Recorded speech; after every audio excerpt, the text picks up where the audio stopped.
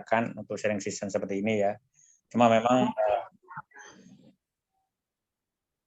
memang beberapa minggu terakhir karena kesibukan mungkin dari Pak Wiji, jadi kita bisa untuk melakukan sharing lagi di malam hari ini. Saya sendiri berharap bahwasannya sharing session ini akan terus berlanjut ya. Sesuai dengan yang kita schedulekan kemarin itu sekitar per 2 minggu satu kali. Seperti itu. Mudah-mudahan nanti ke depannya akan lebih sering lagi untuk kita laksanakan dengan berbagai narasumber yang berbeda-beda dengan materi juga yang berbeda. Ya, saya berharap juga ke depannya acara kita ini atau event kita ini akan selalu memberikan manfaat untuk kita semua di dunia hospitality khususnya ya. Nah, dari itu mudah-mudahan khususnya untuk malam ini ya berjalan dengan lancar sampai dengan akhir acara.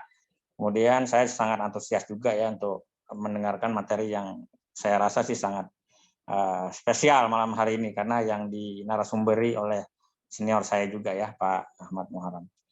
Itu aja dari saya Mbak Jess ya, mudah-mudahan nanti lancar ke depan sampai dengan akhir acara.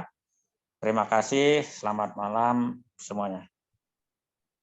Amin. Terima kasih banyak Pak Evan selaku pendiri dari IHC. Berikutnya tanpa berlama-lama kami persilahkan Bapak Ahmad Muharram untuk memaparkan materinya. Mungkin boleh dibantu share screen atau Bapak akan share screen sendiri, Bapak? Izin mungkin dari Mbak Jessica boleh bantu share screen? Oh, boleh. Baik, mohon ditunggu. Yang PowerPoint ya, Mbak? Ya, Pak.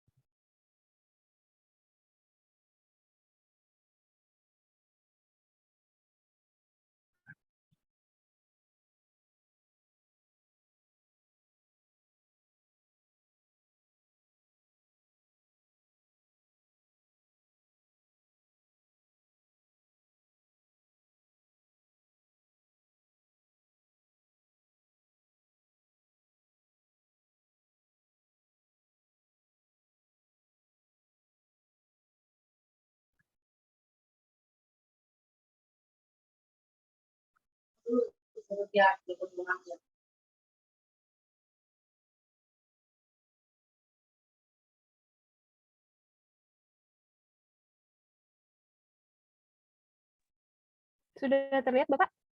Sudah, Mbak. Baik. Assalamualaikum warahmatullahi wabarakatuh. Waalaikumsalam warahmatullahi wabarakatuh. Waalaikumsalam warahmatullahi wabarakatuh. Mohon izin, terima kasih khusus untuk Pak Ketua, Pak Pendiri IHC, Kang Evan, dan juga Mas Puji. Sudah lama kita tidak bertatap muka ya, Kang ya. Saya mengucapkan terima kasih atas diberikan kesempatannya untuk berbagi. Kita di sini insya Allah akan sharing dan diskusi dan sedikit menggambarkan. Basically ini adalah salah satu tolak ukur kegiatan kami di properti saya saat ini. Subjek malam ini adalah digital measurement for maintaining the cleanliness quality. Boleh next slide, Mbak? Izin sekilas pandang tentang saya. This is my work experience. Various title from crew rating until officers within housekeeping department di Holland American Line. Mungkin teman-teman banyak yang mengetahui tentang kapal pesiar dan salah satunya adalah Holland American Line. I spent around 10 years dan selanjutnya saya menjabat sebagai executive housekeeper di beberapa hotel property dan juga head of park service di salah satu City Corps theme park dan juga sebagai executive housekeeper setelah itu di cluster Transpark Apartemen Dan currently saya sebagai PLT EVP Facility Care di Angkasa Pura Solusi. Next one. Okay. Objective dari presentation ini, in this presentation we will find out how about to maintain and ensure the quality of work in the field of cleanliness in particular through measurement with digital measuring instruments so that the standards set by the company are met and provided added value for service user and companies. Okay, next one. Jadi gambarannya di objektifnya ini kita akan sama-sama mengetahui bagaimana cara mengukur kualitas hasil kerja tim-tim kita di operation dengan alat-alat ukur digital. Why we need to measure? What are the digital measuring tools to measure the quality? Basically gini, pertama kita harus put ourselves and mindset itu bahwa segala sesuatu harus bisa terukur, karena di situ akan timbul objektivitas, fairness dan sebagainya. Next one, Mbak. Oke, ada salah satu alat ukur pertama yang akan saya paparkan di sini yaitu gloss meter atau surface gloss level. It's a measuring tools used to measure the gloss level of certain surface based on the type of surface from certain angle with a reference based on SNI ISO 13006 2010, American Society for Testing and Material Standard Delta 1455, and British Standard 3962 and ISO 2813 years 1978. Jadi gloss meter itu sebenarnya alat ukur untuk mengukur tingkat kilap permukaan lantai. Seperti teman-teman di properti masing-masing, tentunya ada beberapa jenis karakter tipe lantai. Dan masing-masing setiap tipe lantai tersebut mempunyai tingkat kilap yang berbeda sesuai dengan standar yang tadi saya sebutkan, sesuai standar ISO, ASTM, dan British Standard. Di tabel sebelah kanan kita bisa lihat itu surface gloss meter index. Contoh permukaannya itu seperti untuk marble atau marmer, itu gloss meter itu satuannya adalah gloss meter unit atau GU. Average nilainya kalau dari nilai poor, di situ ada 3 kolom nilai, poor, average, dan good. Untuk marble sendiri itu kalau di bawah 75 itu bisa consider poor, dan kalau 80 itu oke, average, rata-rata, dan 90 ke atas itu it's good. Jadi di sini yang saya ingin tekankan dan saya berbagi bahwa pada saat kita menilai kualitas kerja teman-teman di operation, khususnya misalkan tentang lantai, kita harus mengetahui ukuran satuan yang standar-standar yang sudah ditentukannya. Oke, di sebelah kiri itu ada contoh kayak tabel sampel angle-nya, angle yang akan menentukan tingkat kilap itu sendiri. Next slide, Mbak. Oke, nah ini how it works, the work principle. Ini prinsip kerja dari gloss meter itu sendiri seperti apa. The gloss meter is measuring by specular gloss reflection of a surface. Gloss is determined by projecting the beam of light at a fixed intensity and angle onto a surface and measuring the amount of light reflected at the same but opposite angle. Kalau dari gambar ini mudah-mudahan akan lebih memperjelas cara kerjanya dari gloss meter itu sendiri. Yang gambar dengan background hitam itu, lambang matahari itu adalah sumber cahaya. Dari pantulan sumber cahaya itu akan diterima oleh sensor si gloss meter itu sendiri, dan dari situ itu disebutnya specular reflection. Specular reflection, dari situ sensor yang ada di situ akan menerjemahkan menjadi sebuah satuan angka, yaitu gloss unit itu sendiri. Di awal seperti saya bilang bahwa masing-masing lantai itu punya karakter pantulan masing-masing. Izin kalau ada yang mau bertanya boleh di chat atau langsung raise your hand, nanti akan dibantu oleh moderator. Next one, Mbak.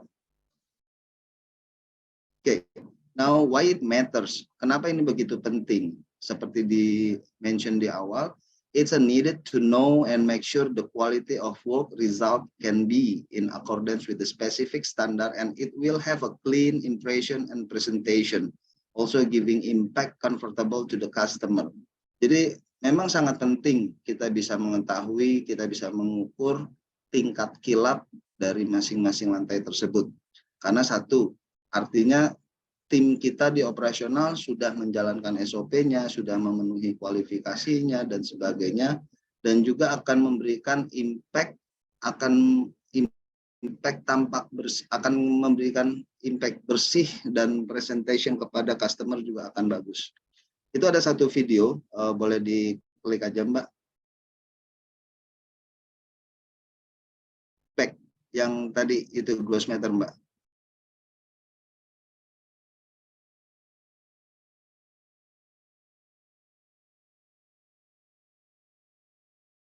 Ya itulah alat gloss meternya ya untuk mengukur tingkat kilap, dan itu yang kami lakukan, mengukur tingkat kilap salah satu fasilitas di terminal. Oke, next slide Mbak. Oke, alat ukur kedua itu adalah thermo and hygrometer, temperature dan humidity level. It's a measuring tools used to measure the temperature and humidity level in the room based on the type and purpose of room with the reference base SNE 036572-2001, Kemenkes RI, dan Kemenhub RI number 178 and 2015. Jadi gambarannya adalah kita juga perlu mengukur tingkat kelembapan di satu ruangan. Dan alat yang kami gunakan itu adalah termo dan hygrometer, yaitu untuk mengukur suhu di suatu ruangan dan tingkat kelembapan tersebut. Salah satu acuan kami di dalam pengelolaan terminal bandara, itu kita memang selalu menggunakan acuan Kemenhub RI nomor 178 dan juga dengan acuan Kemenkes RI nomor 1405 tahun 2002. Kenapa harus kita ukur? Karena di sebelah kanan tabelnya itu ada tabel. Bila terlalu lembab, itu akan berimbas tumbuhnya populasi jamur, tungau, dan menyebabkan alergi pada orang yang mempunyai asma, dan juga tumbuhnya bakteri serta virus. Di angka yang paling bawah itu adalah percentage, jadi ada 20, 45, 65, 80, dan 100. Itu adalah percentage dari humidity index. Dan bila kita lihat ke kiri, di bawah 45%, bila area tersebut terlalu kering, itu juga akan menyebabkan ISPA, bakteri pun, dan juga produksi ozon yang meningkat. Dan humidity index yang ideal itu antara 45% sampai dengan 65%. Next one, Mbak.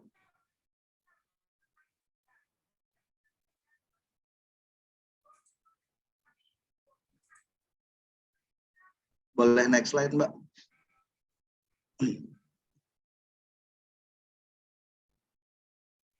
Okay, how it works and the works principle. Bagaimana cara kerja dan prinsip kerjanya? Thermo and hygrometer will read the temperature and relative humidity level in the room through the sensor on the device. From reading these two values, you will read the slice of the temperature humidity index value, which will determine the humidity level of the room. Jadi dari sensor yang ada pada alat tersebut, kita akan membaca dua nilai. Satu adalah nilai suhu dan satu juga adalah kelembapannya. Dari irisan itu akan menjadi sebuah temperatur humidity index. Ini pengertian temperatur, it's a level of the amount of heat or cold energy that is in a certain room. And the level degree shown in the Celsius, commonly in Indonesia, jadi kita di Indonesia lebih menggunakan satuan Celsius, Fahrenheit commonly in USA, or Kelvin for international standard. Relative humidity atau RH is a percentage unit of a measurement that represent the number of water droplet in the air at a certain temperature compared to the maximum number of water droplet. Jadi gambarannya yang dimaksud dengan relative humidity itu adalah kadar air di sebuah ruangan. Jadi kalau kadar airnya terlalu tinggi, itu kita kategorikan lembab. Dan kalau kadar airnya rendah, itu kita kategorikan terlalu kering. Nah, itu kalau teman-teman di housekeeping khususnya insya Allah pasti familiar dengan alat yaitu the humidifier dan humidifier. Itu jadi ada dua alat dengan fungsi dua yang berbeda. Kalau the humidifier itu bila suatu ruangan itu terlalu lembab, kita gunakan alat itu untuk mengembalikan ke tingkat kelembapan yang ideal. Dan begitu juga sebaliknya, alat humidifier itu bila ruangan tersebut terlalu kering, kita menggunakan alat tersebut untuk membawa atau memberikan partikel air di suatu ruangan sehingga tingkat kelembapannya tercapai. Next one, Mbak.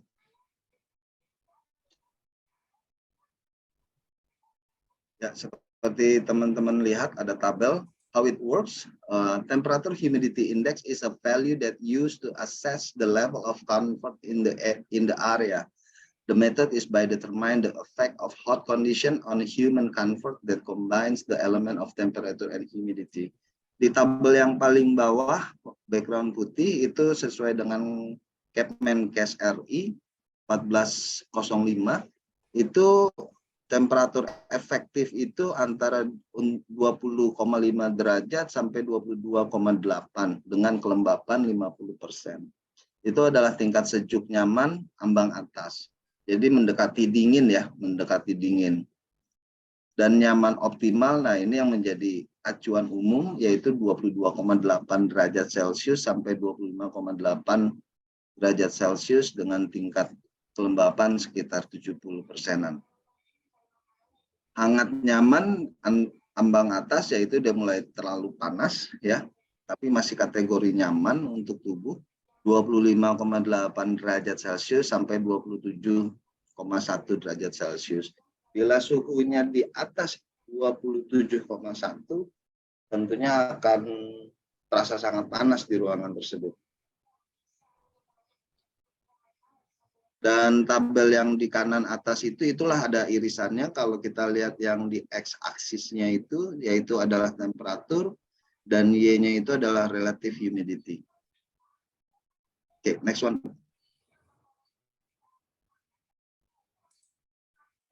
Why it matters? Kenapa ini penting sekali kita mengukur satu kelembapan? Tadi seperti di awal pun sudah dijelaskan melalui tabel bahwa bila ruangan tersebut terlalu lembab, itu akan menyebabkan tumbuhnya populasi bakteri, virus, dan sebagainya. Dan begitu juga sebaliknya, bila terlalu kering, produksi ozon akan meningkat dan ada resiko terkena penyakit ISPA. Why it matter? It is needed for comfort, health, hygiene, and to improve the quality of work in the area.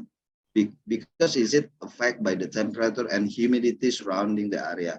Kenapa ini berpengaruh terhadap peningkatan kualitas kerja ya? Sekarang kalau kita bekerja di bawah dengan suhu yang cukup panas, gerah, mungkin nggak nyaman ya. Begitu juga kalau kita bekerja di tempat yang terlalu dingin juga akan tidak nyaman. Hal seperti itu juga lah yang kami jaga, kami maintain di terminal bandara, di bandara-bandara kami. Ini sudah dipaparkan melalui tabel. If the humidity is too dry, will cause form of irritation, nosebleed, recurrence of asthma, inflammation, and so on. If the humidity is too damp atau terlalu lembab, juga akan menyebabkan alergi dan respiratory tract. Dan a damp room is an effective place for mold, fungal spores, cells, and various germs and bacteria to grow. Yang tadi saya paparkan, jadi kalau ruangannya terlalu lembab, ya itu akan jadi tempat subur untuk berkembangnya bakteri. Salah satu indikatornya mungkin, indikasinya mungkin teman-teman mengetahui ya, kalau di dinding-dinding itu ada kayak bekas apa ya, ceplakan lembab air gitu ya, kayak iler lah kita kalau di housekeeping biasa sebut gitu ya, kayak ada iler di dinding itu bisa dipastikan ruangan tersebut lembab. Dan bila ada satu ruangan yang cat-catnya sudah mulai ngelupas, ngelotok, itu bisa dipastikan juga kondisinya kering. Oke, next one, Mbak. Nah, ini ada satu video cara kami mengukur di salah satu public area di bandara.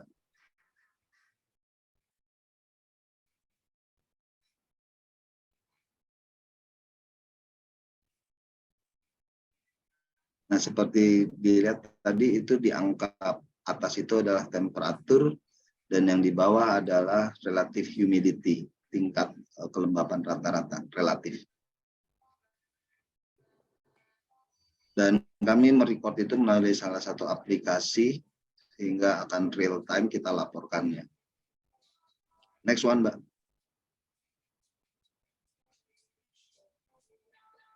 Oke, nah ini adalah luminometer ATP adenosine triphosphate swab test. Ini memang sangat jarang ya dilakukan mungkin di properti lain kecuali ada kebutuhan khusus. Karena ini investasinya lumayan dan juga namun di era pandemi dari pandemi yang kemarin itu ini menjadi salah satu acuan kami dan juga untuk menilai karena terminal seperti teman-teman ketahui terminal ataupun public area lain itu kan trafficnya cukup tinggi ya. Jadi kita harus memastikan area-area yang high touch point itu seberapa tinggi tingkat populasinya. Oke, saya bacakan. It's a measuring tools used to measure the level of pathogenic microbes on surface with high contact level according to reference based on manufacturer ATP swab test method Hygiena and Z Bioscience and ISO 19036. Jadi alat ini, swab test ini adalah kita untuk mengukur tingkat patogenik mikroba pada permukaan lantai ataupun khususnya pada permukaan dengan tingkat sentuh tinggi seperti gagang pintu, tombol lift, handle pintu di toilet, manapun yang termasuk kategori high traffic atau high contact level, we have to measure the pathogenic mikroba populasinya.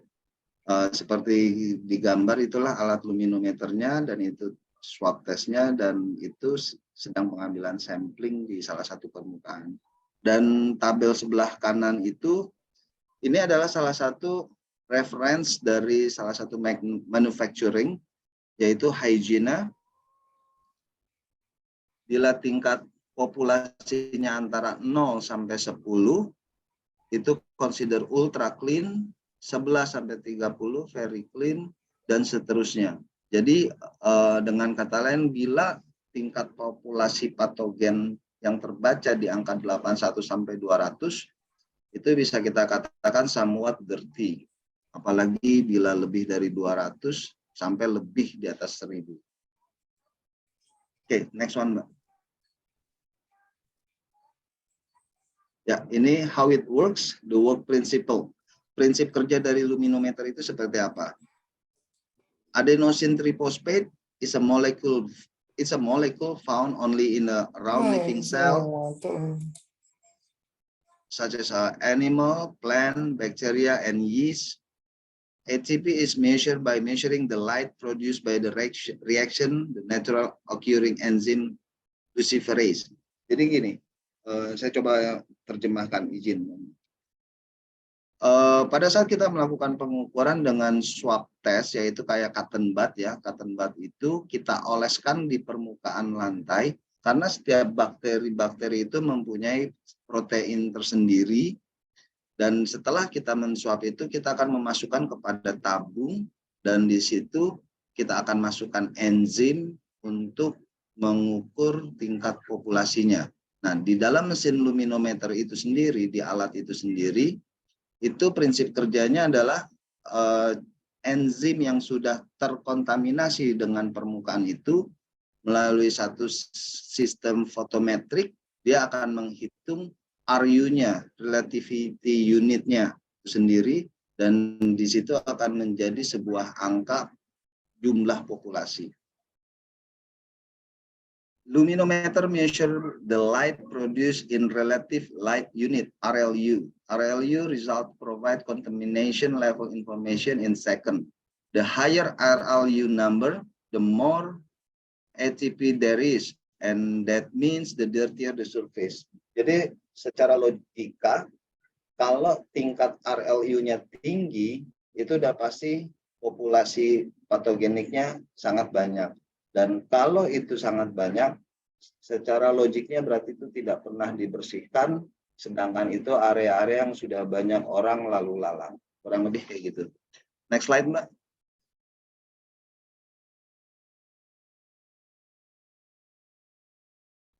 Why it matters? Kenapa ini menjadi penting? It is needed to measure the level of hygiene and cleanliness in the surface area, especially in high touch point, as it will impact to customer trust, comfort, health, and also improve the cleanliness quality of work in the area. Jadi kenapa ini penting? Karena akan salah satu yang paling pentingnya adalah berimpact kepada kepercayaan dari pelanggan. Kalau seperti yang saya ingat di zaman pandemi kemarin juga ya, di teman-teman di hotel pasti setiap selesai membersihkan kamar, khususnya housekeeping, di depan kamarnya itu pasti dilabelin kamar ini sudah disanitasi. Nah, itu akan memberikan kepercayaan dari tamu dan juga memberikan kenyamanan. Karena jadi si tamu itu akan merasa nyaman, tidak khawatir kalau saya stay di hotel ini yang sudah tersanitasi. Nah, namun apakah sudah dilakukan pengukuran seperti itu? Ya setidaknya secara protokolnya pasti masing-masing hotel mempunyai protokol berbeda. Oke Mbak, boleh diklik videonya.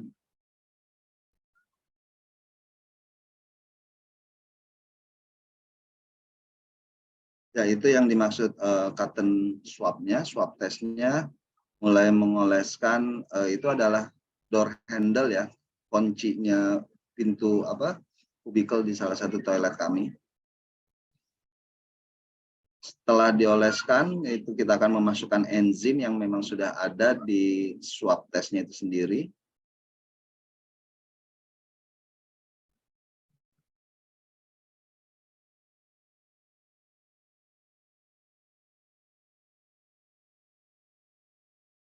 Dan itu luminometernya, dan kita mulai mengukur itu, dan dari situ di angka itu nanti akan terlihat berapa RLU-nya, relative light units-nya. Bila di atas 81 yang tadi dipaparkan itu sudah somewhat dirty. Tapi bila di bawah itu consider clean dan ultra clean. Next slide, Mbak. Sekarang teman-teman housekeeping itu udah seperti ilmuwan ya, udah banyak alat ukurnya. Oke, berikutnya adalah luxmeter atau room lighting level. It's a measuring tools used to measure the amount of light intensity, level of room's light level based on the type and functionality of the room itself with the reference base SNE 036575-2001 and SNE 036197-2000. Jadi poinnya adalah ini adalah alat ukur tingkat cahaya. Ini teman-teman di hotel, khususnya di salah satu grup hotel manajemen itu juga sudah terbiasa kita mengukur tingkat cahaya di sebuah kamar ataupun di public area. Dan cara kerjanya adalah dari sumber cahaya. Sumber cahaya itu bersifat proton yang akan diterima oleh sensor probes di alat luxmeter tersebut dan merubahnya menjadi elektron yang akan menggerakkan jarum bila luxmeternya itu masih analog dan akan menjadi satuan angka bila luxmeternya itu digital. Oke, next slide, Mbak. Yeah, how it works, the work principle. The principle of luxmeter is to convert photon energy into electron. Jadi yaitu dia tadi dari sumber cahaya itu yang berbentuk foton itu akan dikonvert menjadi elektron. the light will shine on the photocell atau photodiode di alatnya tersebut, which will then be captured by the sensor as energy and transmitted by the photocell into the electrical signal. Jadi tadi dari sumber cahaya tersebut yang bersifat proton itu akan di-convert menjadi elektron, dan elektron tersebutlah yang akan menjadi electrical signal yang akan menggerakkan jarum bila alat tersebut masih analog dan atau menjadi angka bila alat tersebut sudah digital. The more light that is absorbed by the photocell, the greater the result signal, and the signal value become the light unit or LU. Satuannya adalah lux atau LX. Ini ada sedikit hitungannya. Satu lux is equal to 1 lumen or per square meter. Satu lux sama dengan 1 lumen meter per meter persegi. Ini sedikit hitungannya ribet, tapi sebenarnya gampang aja kok. 1 lux meter itu sama dengan seluas 1 meter persegi. Oke, next one, Mbak.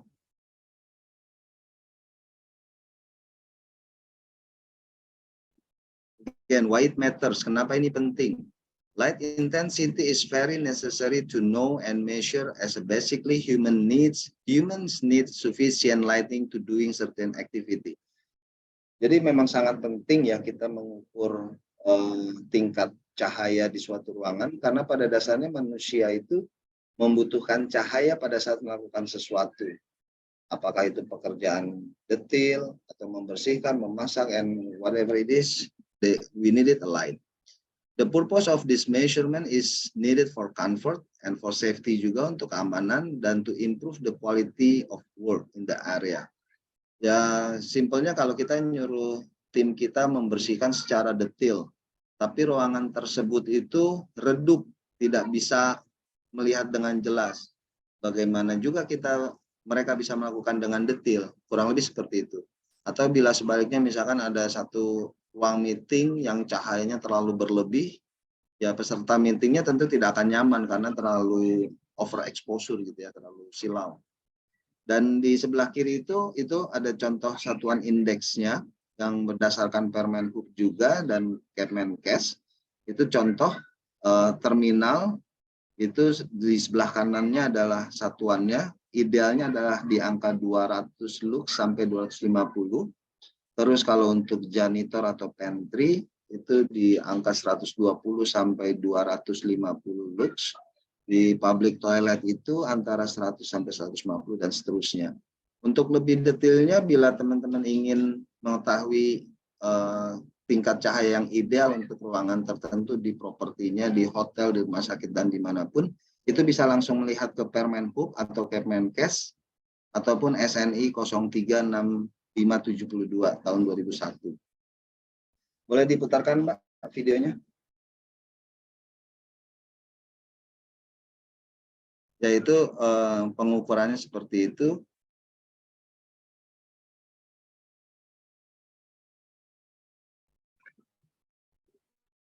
Dan itu salah satu itu alat sensornya yang akan merubah menjadi elektron. Dan itu angka lux meternya sendiri, tingkat pencahayaannya. Sampai di sini mungkin ada teman-teman mau bertanya, Mbak Jessica, melalui chat.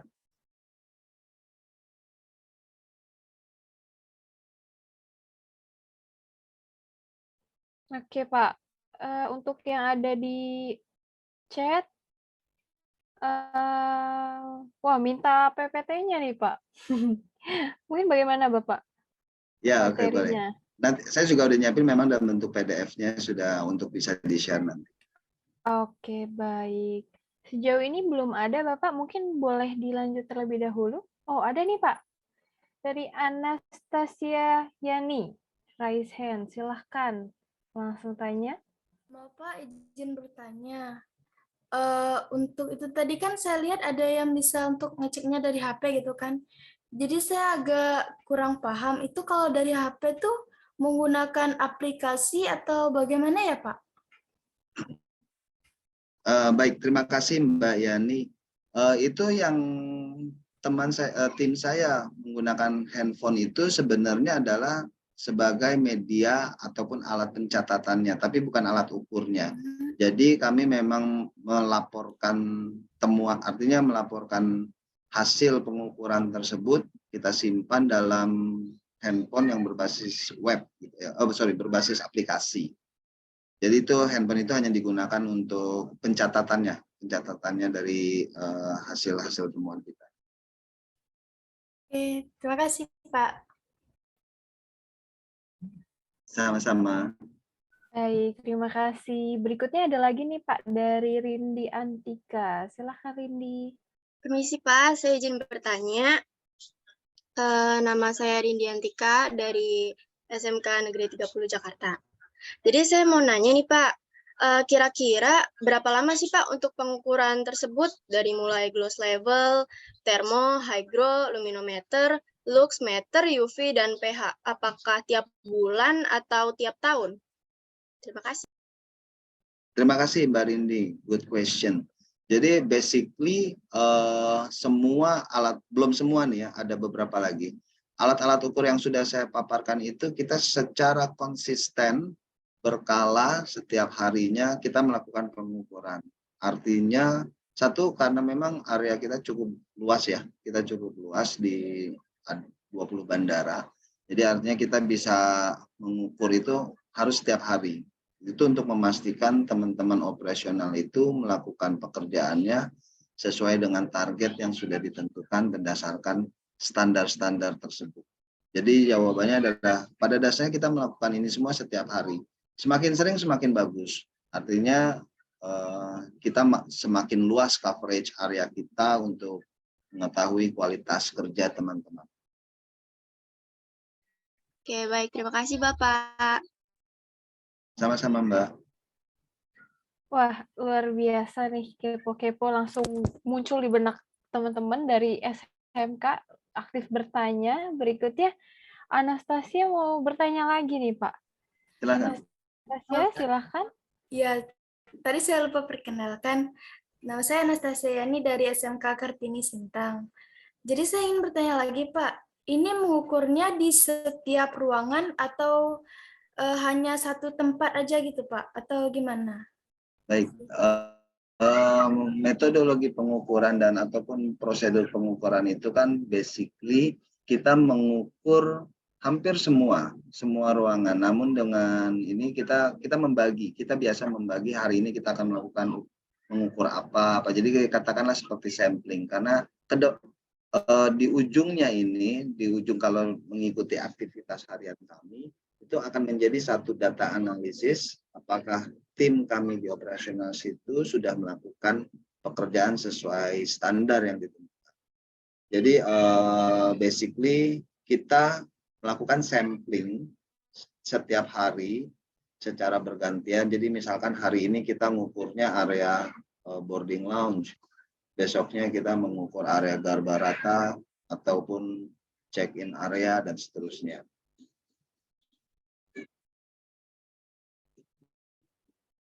Oke, mudah-mudahan sudah terjawab ya, Anastasia. Berikutnya, teman-teman apabila ingin bertanya, boleh langsung buka kolom chat, ada linknya, boleh bertanya di situ. Sambil kita mungkin sambung terlebih dahulu ya Pak. Baik, silakan. Next slide.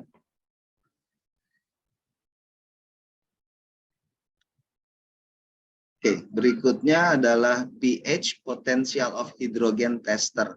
Ini teman-teman housekeeping dan industri lain juga terbiasa nih dengan pH tester dan sebagainya. pH itu kepanjangannya adalah Potential of Hydrogen. Is a measuring tools used to indicating the level of chemical pH according to the type, characteristic, and purpose of the chemical with the reference base SNI 6989 11 tahun 2019. Jadi ini adalah alat ukur. Tadi saya membaca sekilas di chat itu ada pertanyaan tentang chemical ya. Chemical apa yang tepat untuk membersihkan tungau dan sebagainya. Sebelum saya jelaskan chemical apanya, jadi kita harus mengetahui dulu secara prinsip dasar chemical itu karakternya seperti apa. Salah satu karakternya itu setiap chemical itu berbeda-beda tingkat pH-nya, potensial of hidrogennya berbeda-beda. Dan ini ada satuan di tabel sebelah kanan itu ada dari angka 0 sampai 4. Itu yang akan menggambarkan tingkat pH-nya dari chemical itu sendiri. Dan dari 0 sampai ke 4, biasanya sampai 3 sebenarnya, itu kadar chemical tersebut, pH chemical tersebut bersifat asam, acidity. Dan dari mulai 4 sampai 4,5 sampai sekitar 7,5 lah commonnya, itu chemical itu bersifat netral. Dan di atas itu sampai dengan 14, chemical tersebut bersifat basa atau alkaline. Nah, secara prinsip baru saya gambarkan sedikit. Chemical-chemical yang mempunyai fungsi untuk membersihkan suatu noda itu umumnya bersifat basa. Umumnya bersifat basa. Contoh kayak sabun deterjen yang biasa kita gunakan untuk nyuci baju, ataupun sabun mandi dan sebagainya, ataupun degreaser atau apapun yang untuk membersihkan itu umumnya bersifat basa. Dan kalau chemical-chemical yang difungsikan untuk membersihkan lebih spesifik seperti kaca ataupun metal ataupun lantai-lantai yang keras, itu secara umum akan bersifat asam. Karena sifat asam sendiri dapat menyebabkan korosif ataupun menggerogoti si kotoran tersebut sehingga permukaan menjadi lebih bersih. Nah, kalau netral itu ya in between itu adalah tentunya tidak terlalu asam dan tidak terlalu basa. Dan itu sangat umum untuk chemical-chemical yang sifatnya atau fungsinya multipurpose, jadi tidak terlalu harmful kemana-mana. Salah satu contohnya juga gini, misalkan teman-teman sedang berenang di satu kolam renang. Di satu kolam renang, terus pas berenang tersebut, di kulit itu terasa kayaknya lengket banget. Itu saya bisa bilang pH-nya pasti tinggi. Nah, itu nanti biasanya granularnya ditambahin atau dikurangin sehingga mencapai pH yang ditentukan. Atau kalau teman-teman sedang berenang, terus kulitnya kering banget. Nah, itu pasti air kolam renang tersebut lebih bersifat asam gitu. Nah, itu pun harus diseimbangkan lagi kadar airnya. Nah, untuk yang membunuh tungau dan sebagainya, karena prinsipnya kalau yang membunuh jamur, virus, dan sebagainya, patogenik mikroba itu harus chemical yang bersifat disinfektan, yang mempunyai fungsi untuk mensanitasi permukaan tersebut. Di situ kuman, virus, insya Allah 99% itu pasti akan terbunuh.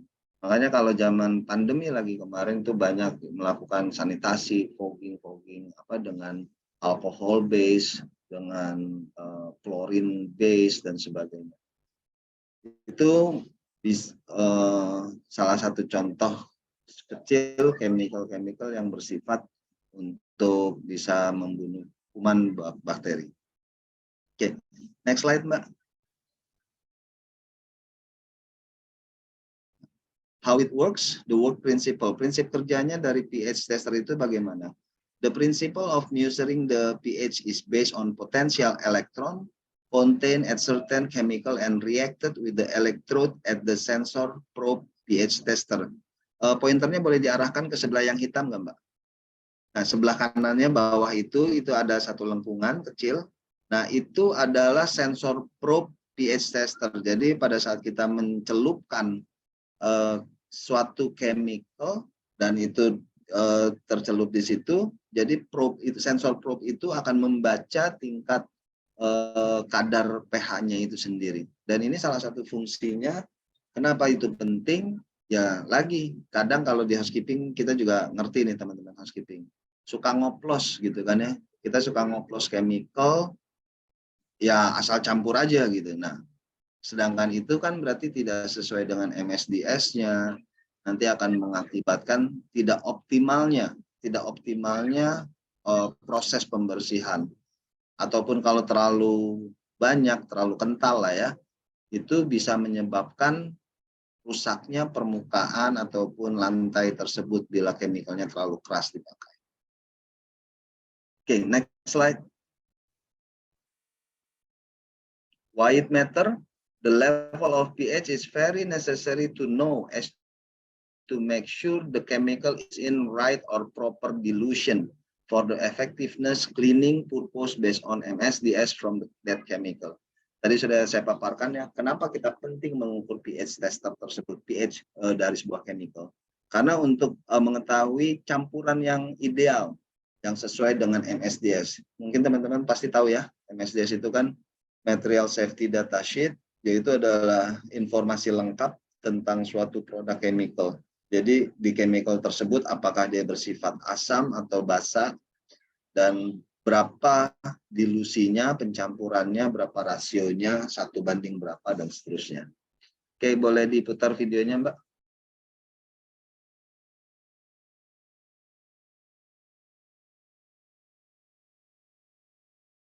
Ya, kita mengukurnya dari RTU ya, dispenser itu. Dari dispenser pun kita masih mengukur karena kadang ada output air yang tidak sesuai atau apapun itu. Namun akan lebih bagus lagi bila kita mengukur langsung pada saat teman-teman sedang menggunakan chemical tersebut. Oke, next slide. Oke, ini last but not the least. Ini juga teman-teman di housekeeping pasti umum ya, menggunakan UV light inspection, surface inspection with the UV light. To seeing a chemical residual from the result of cleaning at certain surface or object with naked eyes is quite difficult. And to solve this issue, we can use alternative light sources. And commonly used is ultraviolet light, which able to detect those residual. Jadi kadang gitu ya, kita bila melihat apakah permukaan ini sudah benar-benar dibersihkan oleh teman-teman dengan mata telanjang, itu akan cukup sulit gitu ya. Nah, untuk membantu itu kita menggunakan senter UV, sama halnya kayak kita di bank-bank gitu ya, atau di toko-toko besar kan suka ada UV light untuk mengetahui apakah uang ini asli atau tidak.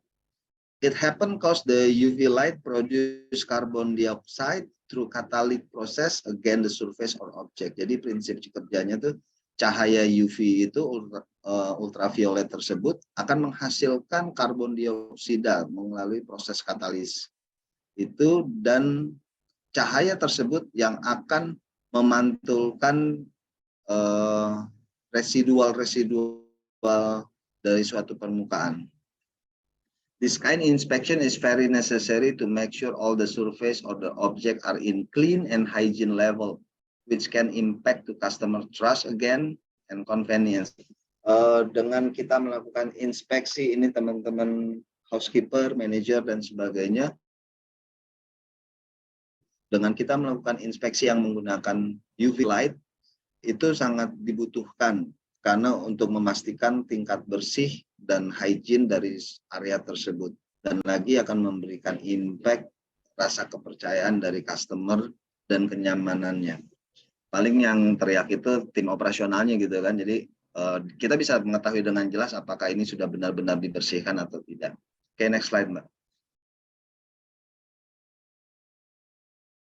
Oke, di play aja videonya. Nah, ini yang kami lakukan dengan menggunakan senter UV. Jadi kita bisa melihat dengan jelas apakah faucet ini, keran ini sudah dibersihkan dengan sempurna atau tidak. Karena kalau tidak sempurna pasti ada bercak-bercak ilernya ataupun fingerprints atau apapun itu. Namun bila memang sudah bersih akan terlihat juga. Begitu juga permukaan keramik itu wastafelnya juga akan bisa. Ataupun kalau teman-teman hotel itu melihat spraynya, linennya gitu ya, apakah ada noda atau tidak. Oke, next one Mbak. Oke, sepertinya itu terakhir, slide terakhir. Jadi terima kasih atas waktunya dan mohon maaf bila ada salah kata dan salah ucap. Bila ada yang ingin ditanyakan boleh silakan, terima kasih.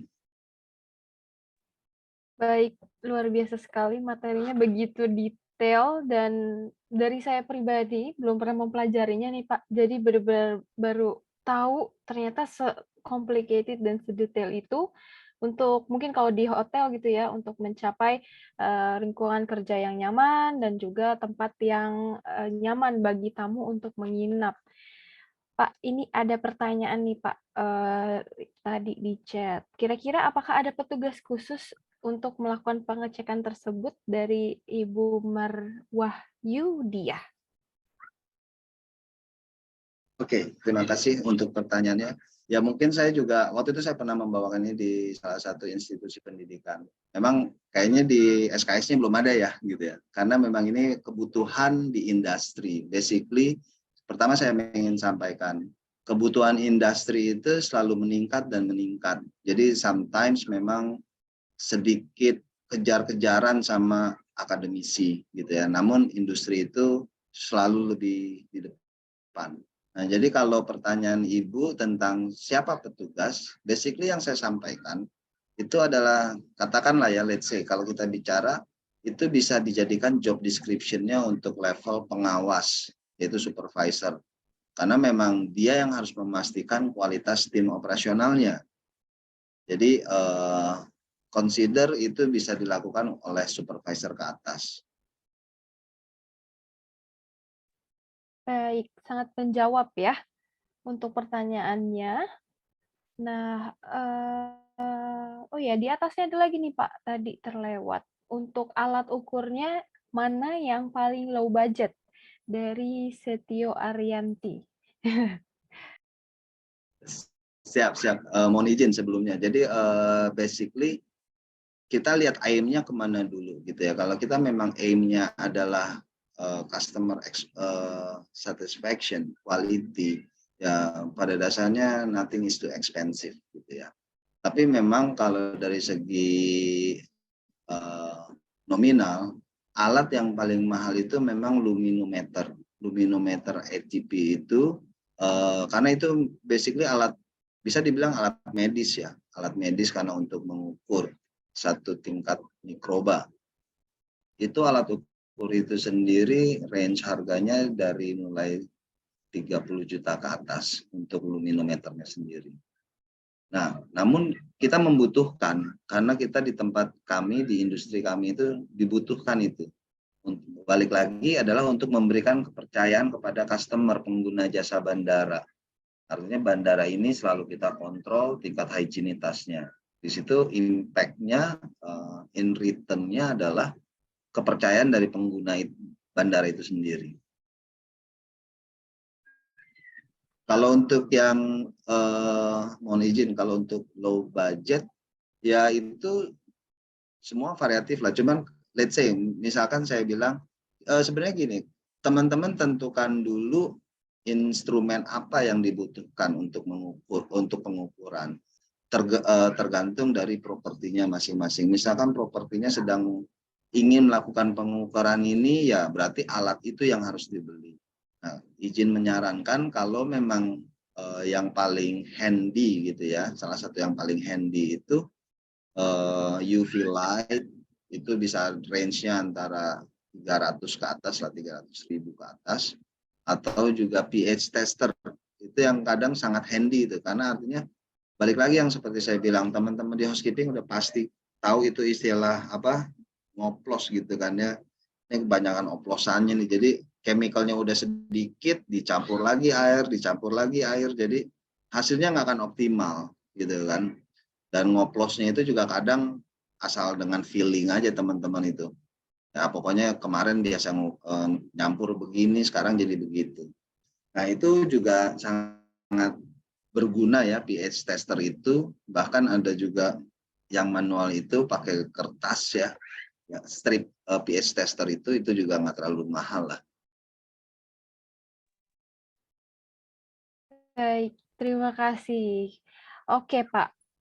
Sangat menjawab ya. Memang sepertinya hotel itu atau tempat publik yang mungkin membutuhkan pengukuran-pengukuran ini memang harus punya ya, Pak. Dan apabila mungkin sudah punya alatnya, walaupun misalnya mahal, masih bisa dipakai berulang begitu ya, Pak ya? Betul Mbak, itu semua selama pemakaiannya dengan dijaga, dirawat itu akan awet itu. Oke, saya pribadi saya pernah Pak ngukur pH kolam renang. Mungkin waktu itu saya masih PKL di bagian public area pool di Le Meridian Jakarta tahun 2017. Itu alatnya tapi kayaknya lebih besar daripada yang mungkin tadi ada di video. Ya, cukup Oke. variatif ya jenis alatnya. Kalau untuk mengukur ini biasanya berbeda-beda. Kalau kolam renang itu biasanya pakai tabung 2 silinder gitu ya.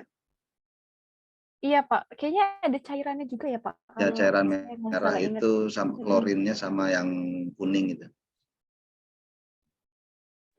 Iya, betul Pak. Saya juga agak lupa-lupa ingat. Oke, tadi ada link yang di-share untuk pertanyaan-pertanyaan. Ini ada 2 pertanyaan, Pak. Yang pertama itu masih terkait dari Luxmeter tadi, Pak. Salah satu alat yang disebutkan ada swab-nya yang terbilang mahal. Jadi, kapan alat swab itu digunakan? Apakah berkala atau saat kejadian khusus saja? Seperti itu, Pak.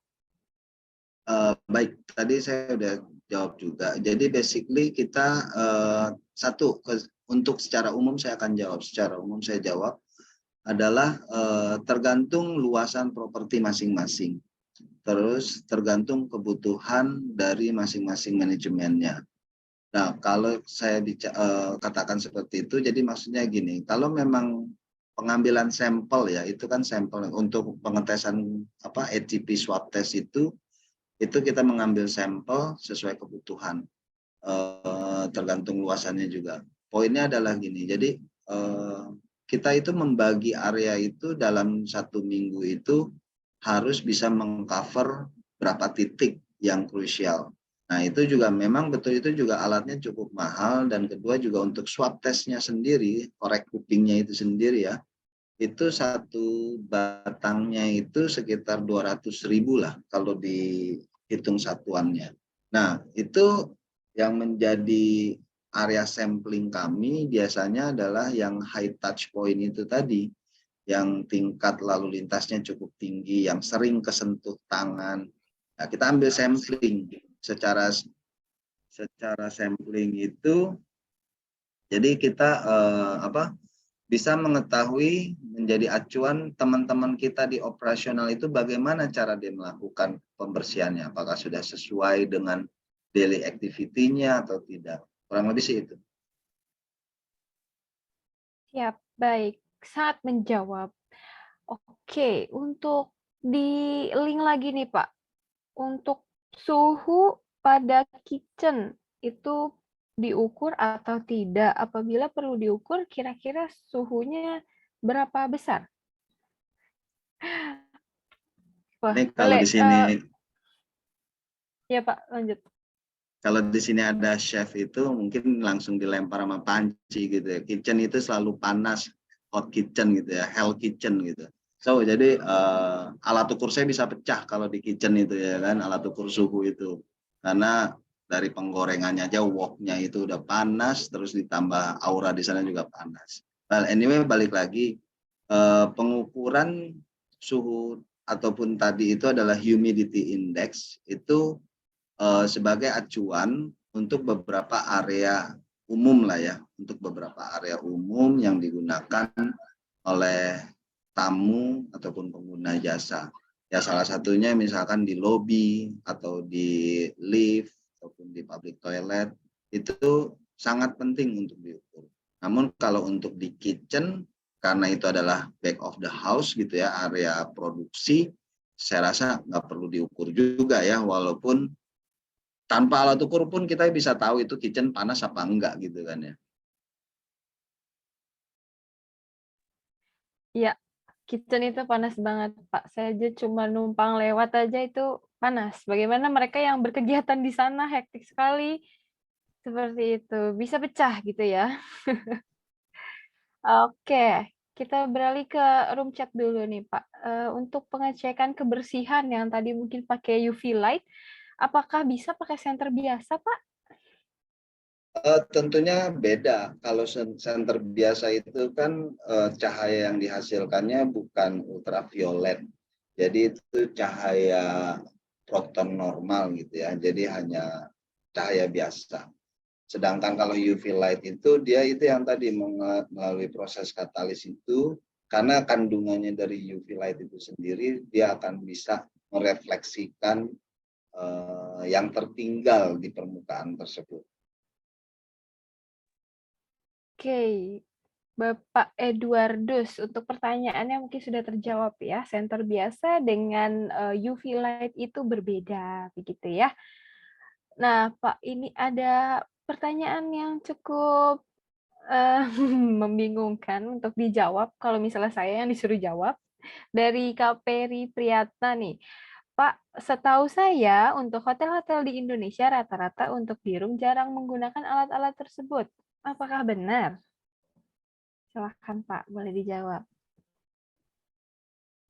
Yes, good things. Kita bicara secara fairness lah ya, kita bicara secara fairness. Tadi saya bilang, waktu saya ngebahas tentang looks matter. Bila teman-teman berasal dari hotel, salah satu grup manajemen, ya, hotel operator dari luar, itu sudah terbiasa dengan kita harus mengukur tingkat cahaya.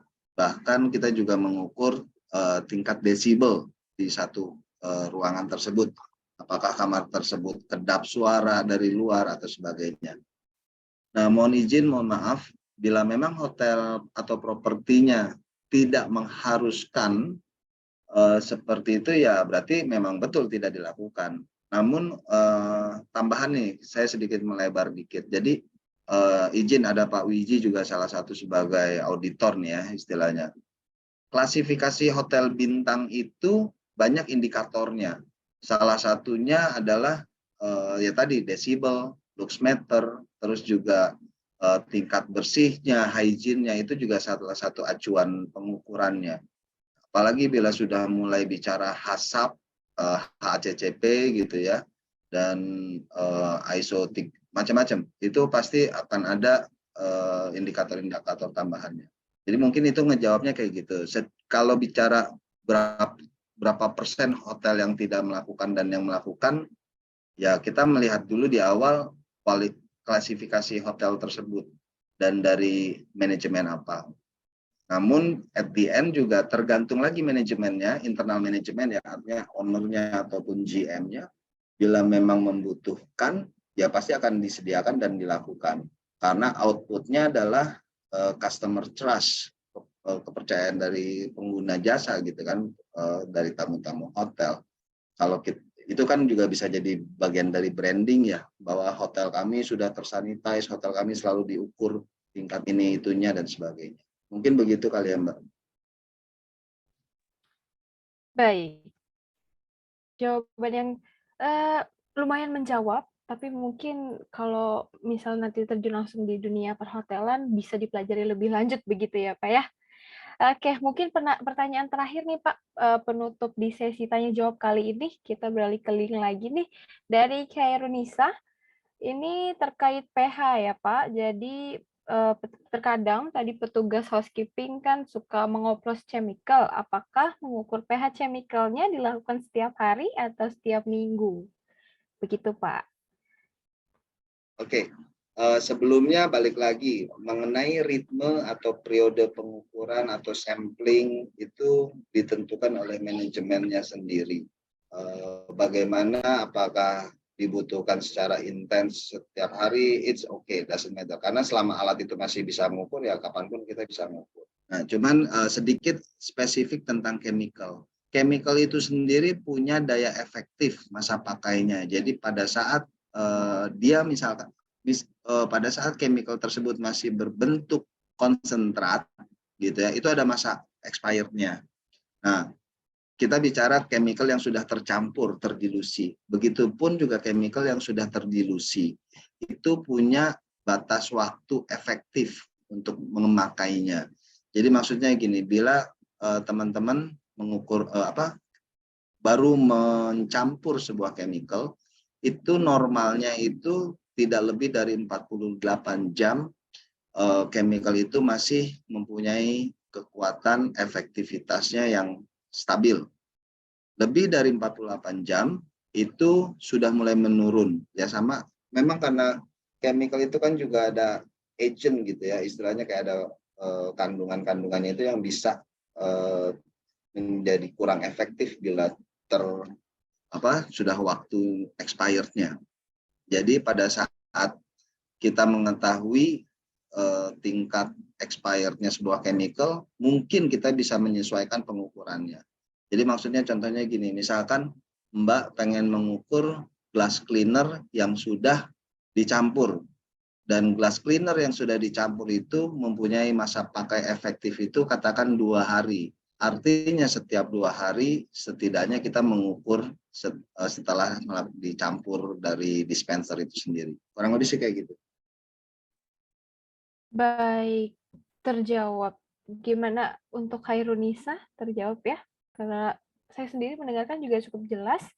Dan oke, ini kali ini ada yang spesial, Pak. Ada sesi kita minta untuk 2 orang mungkin ya dari penonton untuk menyampaikan testimoni. Apa sih yang mungkin sejauh ini didapat dari webinar yang udah sama-sama kita dengarkan materinya dari Bapak Ahmad Muharam.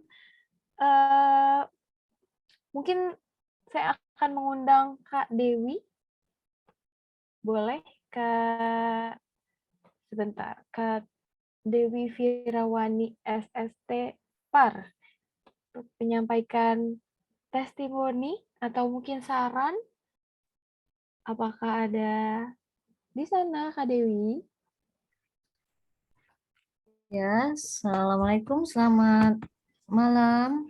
Selamat malam, Kak Dewi. Selamat malam, Mbak Dewi. Iya, Bapak, Mbak Jessica. Mohon maaf ya, Mbak, Pak, kita nggak bisa hidupin ininya karena bocah-bocah pada di belakang. Iya, Ibu, silahkan. Boleh disampaikan testimoninya atau sarannya untuk webinar pada malam hari ini. Ya, selamat malam Bapak Ibu yang saya hormati semuanya. Kesempatan yang diberikan kepada saya untuk malam ini untuk menyampaikan testimoni dalam acara webinar kerja bareng antara LSP Mutu Wisata dan IHC. Nah, malam ini alhamdulillah acara webinarnya yang dilaksanakan oleh LSP Mutu Wisata dan IHC sudah sangat bagus. Alhamdulillah ilmu yang saya dapatkan itu sudah gimana ya Pak, mungkin saya masih haus akan ilmu, jadi alhamdulillah ilmunya bisa saya terapkan ke peserta didik saya. Kebetulan saya guru SMK Negeri 3 Banda Aceh, ya mudah-mudahan dengan adanya webinar ini, ilmu yang saya dapatkan akan saya transfer ke peserta didik saya. Alhamdulillah. Nah, untuk sarannya mudah-mudahan ya Mbak, Bapak, acaranya bisa berlanjut. Mana Bang? Hilang. Ya, hilang. Masa Bunda? Itulah. Bisa dilanjut Ibu, kita masih bisa mendengar suara Ibu. Iya, saya pikir sudah hilang Mbak. Iya, bagaimana Ibu?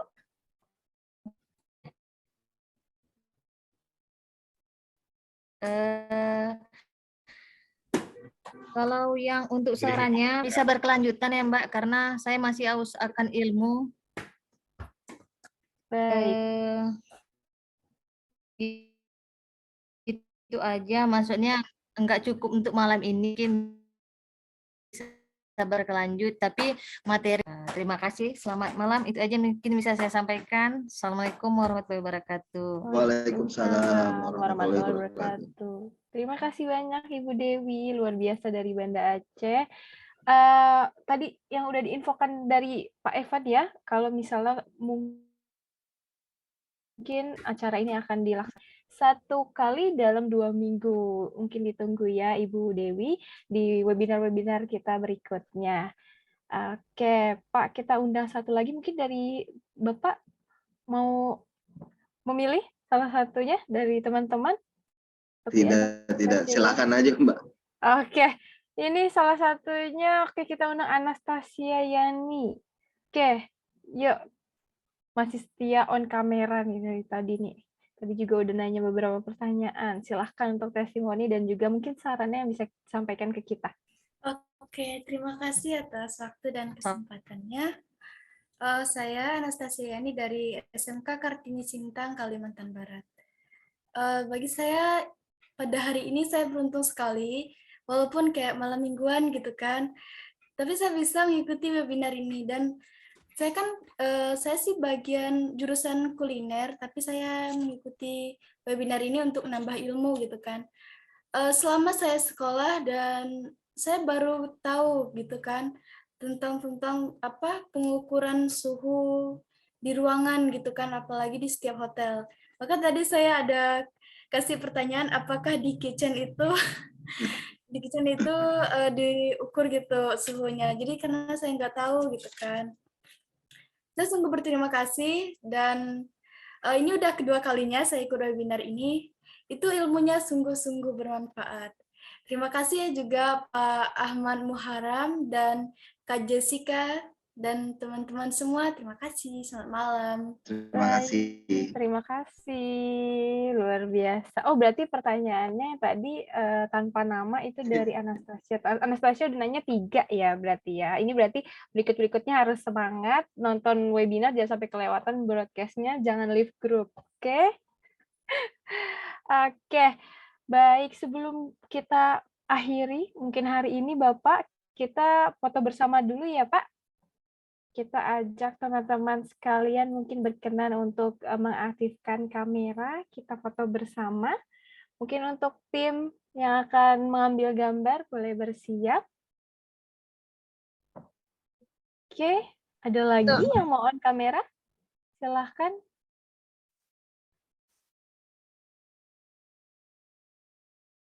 Oke, siap. Bapak Ibu, sambil menunggu teman-teman yang lain, mohon di-on-kan kameranya. Kita akan mulai foto bersama ya. Di saya ada 3 slide. Nanti saya hitung 1 sampai 3. Nanti mohon berikan senyuman terbaik Bapak Ibu semuanya ya. Oke, kita mulai dari slide pertama dulu. Tahan Bapak Ibu senyumnya. 1, 2, 3. Oke. Untuk slide berikutnya. Tahan Bapak Ibu senyumannya. 1, 2, 3.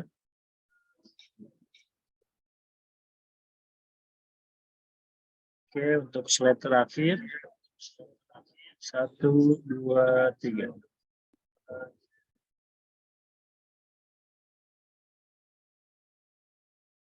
Oke, terima kasih. Saya kembalikan ke Kak Jessica. Baik, terima kasih Bang Dede. Terima kasih semuanya, terutama terima kasih kepada Bapak Raden Ahmad Muharram. Terima kasih banyak Bapak meluangkan malam minggunya untuk memberikan materi-materi yang luar biasa. Sama-sama, terima kasih Mbak Jessica juga sudah membantu. Ya, terima kasih kembali teman-teman sekalian. Jangan lupa mengisi link untuk absensi ya. Silahkan linknya mungkin boleh diakses atau di-copy terlebih dahulu sebelum Zoom-nya selesai.